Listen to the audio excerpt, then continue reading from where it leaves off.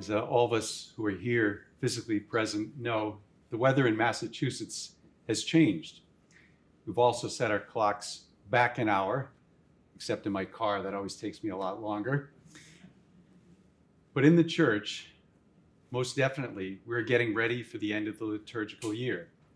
And this is a time when we look forward to God coming to us as a newborn child. But first we must prepare by realizing that living by Jesus' values comes at a cost. Last week, I heard an ad on the radio for a relatively new search engine. It's the type that you use when you want to look something up on the internet. This one promised, when you look something up at 1:15 in the morning, we won't tell anyone what you're looking up. Now, when it comes to sharing my internet searches for shoes or the Bruins hockey schedule, to be honest with you, I'm glad to have it private. That way, I won't be bombarded with advertising for shoes or new Bruins gear every time I click onto the internet. But even if something stays just with me or just with you, today's psalm tells us something very different when it comes to God. The psalmist begins by saying, "O Lord, you have probed me and you know me. You know when I sit and when I stand." We really think about that. That is amazing. God's love for us is so great that he knows not only how we see the world, but also whether we are sitting or standing, not to mention everything from our past.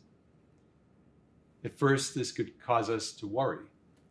Sure, we want him to know that we're at Mass right now,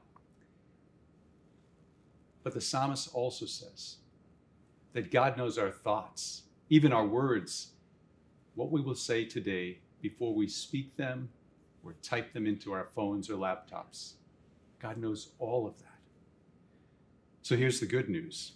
Since God wants us to live good and holy lives, since he wants us to make it to heaven, his knowledge of us, his presence, everywhere we go, from church to places that we wish we didn't, to the most remote and beautiful parts of the world, we are promised that God is with us and that his hand will guide us.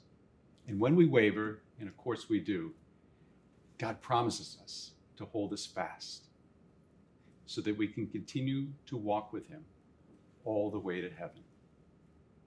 That is what the psalmist wants us to take into our hearts and into our minds.